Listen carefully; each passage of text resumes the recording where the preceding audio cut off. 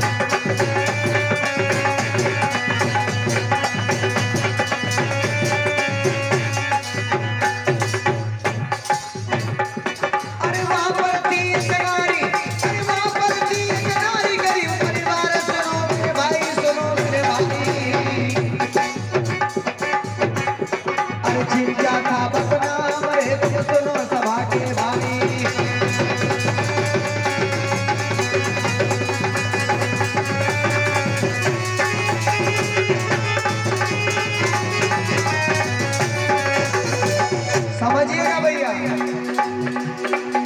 अरे चोर जुआरी कबहू न चूके और व्यभिचारी चूकती है। अरे ढोंगी काम कबहू नहीं चूके आखिर घटिया जाने का।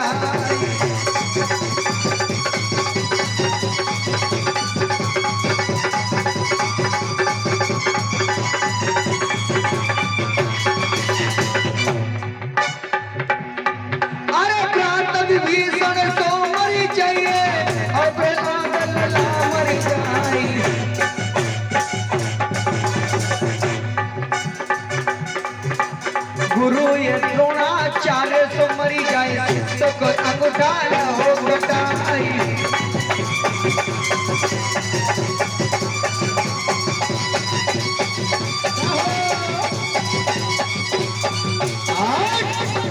गौर करिएगा भैया, ये कहानी उस समय की है जब तथागत बुद्ध जी का जो धम्म है, उनका मार्ग है, सम्यक रास्ता चारों तरफ फैला हुआ था। गौर करिएगा, लोग उनके विचारों को सुनने के लिए हजारों संख्या में लोग आते थे। बाहर से विदेशों से भी लोग उनके विचारों को सुनने के लिए आते थे। गौर करिएगा दोस्तों, बहुत से लोग यहाँ पर आए बुद्ध जी की विचारधारा को परखने के लिए, जानने के लिए, लेकिन वो जो भी बुद्ध के पास आया वो बुद्ध का ही हो गया, क्योंकि उनकी वाणी जो है सम्यक वाणी है, समतावादी वाणी है। समझिएगा और विचार करिएगा भैया, करिएगा।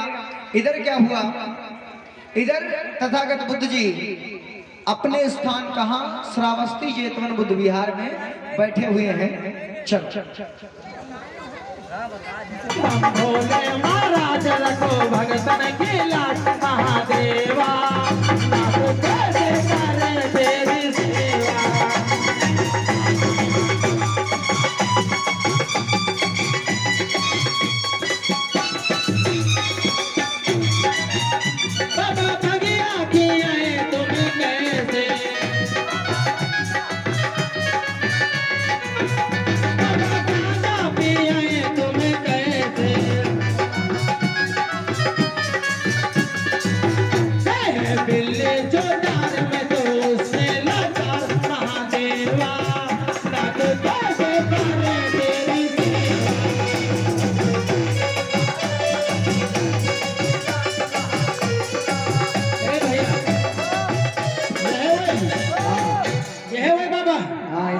सुन लो पहले कहानी, चुप पे बैठ जाओ किनारे में।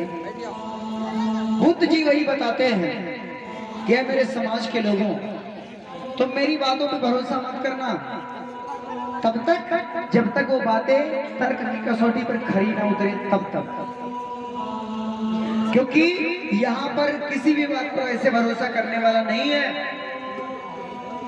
चाहे वो कोई भी बोल रहा हो, चाहे वो कोई भी बोल रहा हो, कैसे भी बोल रहा हो, चाहे वो कितनी भी मोटी किताब में लिखी हो, चाहे आपसे बड़ा कोई कह रहा है, चाहे आपके पूर्वज उस बात को मानते चले आ रहे हैं, उस बात पे भरोसा मत करना। भरोसा तब करना जब वो बात तर्क की कसौटी पर खरी उतरे तब, अन्यथा उसे सिर्फ और सिर्फ झूठा प्रचार समझना। यहाँ पर इन पाखंडवादी विचारधारा के लोगों ने भैया ये तो समाज में यहाँ बड़ा भड़काए रहे। हम तो बड़ी बताओ थे इनकी लोगों ने ना मानो भैया, इनकी कोई ना मानो। ये धरा बाबा है देखो आदमी मुझसे बैठे रहा। बात यह है ना, ऐसे 50 लोग आए जाते, पता लगा कि इधर कथा होत रहा थे, उधर वही आपस में मजे रहा थे। भैया इनका जान दिलाएगा अपनी मेहरबानी छोड़ दे तो ये कहीं के हो सका। ये बहुत पाखंडी बाबा है, इनके चक्कर ना पड़ो, हमारे लोग चक्कर में रहो, मैं बारात कराओ नहीं बा। यही समझ लो इनकी भाषा। जौन मेहरुआ लड़का बच्चा छोटे हो बाबा का है। सही कहा तुमने, मेहरुआ लड़का बच्चा संग ले चले वाला बाबा होते। वो तो है, है वो है सब इंसान हो बाहर अकेले जा संग में अपन मेहरुआ लेके जाए, पता लगे तो वो बाबा है, वो बाबा अच्छा है, पता लगे तो वही की पेट में या गर्भवती महिला हो, बच्चा रखा हो, मतलब बच्चा हो तरीका में जंगल में छड़वा जाए, वो बाबा है। बाबा ऐसे तो माने जाते हैं। हाँ सही कहा, उन्हें तो पूर्ण रूप से बाबा कहा जाता है। अपनी मेहरों के लात मारी भगा जाए। बिल्कुल सही कहा। गौर करिएगा, ये समाज को बीच में बैठे तो खुरपैची कर रहे इधर उधर। इधर बुद्ध जी का समय पूरा हुआ तो बुद्ध जी अपना जो देशना सिद्ध थी उसको समाप्त किया और चले गए। ये भी अनिल प्रेरणा की अनिल अनु के लिए कुछ ना कुछ तो करना पड़ेगा। चलो ऐसा करो ना, चलो चले तुम कुछ ना कुछ तो करबे करवा। जौन इनके भैया है ना देवदत्त, चलो उनके पास चलते हैं। हाँ सही बात भैया, सही सही बिल्कुल सही। कुछ आगे लगाई चले लग गई तो देखा जाए, नहीं तो क्या करी हो। हमने तो कैसे नहीं सुनती कोई। चलो देखते हैं आओ।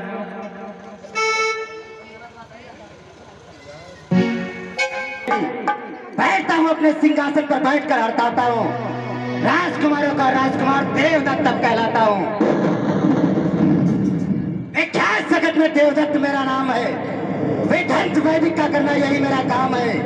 मेरे बल का प्रताप कहाँ नहीं छाया, लाले को कोई योद्धा सामने न आया। अपने इस राज का मैं रत्न हूँ अनमोल, मुझे मिली मेरी सेना बड़ी गोल। इंतजाम है मेरे हाथ में सही सफेद का, कपोड़ा उड़ा दूंगा दुनिया से वेद का।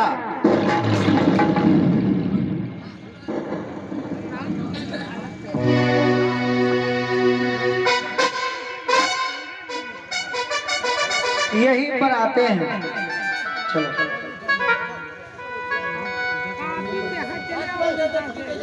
आयुष्मान कल्याण हो। बताओ किस लिए आना हुआ? अरे ये क्या है? तो हमें ब्राह्मण लग रहा है और फिर भी सलाम कर रहा है। अरे बोलो, ऐसे आगमन हुआ तुम्हारा? मेरा आगमन इसलिए हुआ है, अब हम क्या बताएं माइक। अब इधर से गुजर रहे थे राजकुमार, तो हम आपके क्योंकि शुभ चिंतक है ना, इधर से गुजर रहे थे, हम चिंतित में सुने कि राजकुमार देवदत्त से मुलाकात करके चलते हैं। वैसे तो तुम लोग कभी इधर नहीं आते हो। आते नहीं है, पर इधर से आज निकल गुजर रहे थे तो हमने राजकुमार देवदत्त से मिलकर चलते हैं। आ जाने का क्या कारण है, सही सही बताओ। कुछ नहीं राजकुमार, बस ऐसे निकल रहे थे तो आपसे मुलाकात करने लगे। फिर भी तुम सब लोग एक साथ में आए हो, कुछ तो कारण होगा ही। नहीं राजकुमार, कोई कारण नहीं। अगर कारण नहीं है तो तुम लोग बताओ क्यों आए हो? कुछ नहीं राजकुमार, हम इधर से निकल रहे थे तो बोले कि राजकुमार से मिलते चलते। वैसे तुम लोग कभी इधर नहीं आते हो। कारण है वो एक भैया पूछो। ए, बोल, यहाँ तेरा किस लिए आगमन हुआ है? निकले तो भैया कहने चलो मुंडी चलाए देवदत्त से, महाराज से।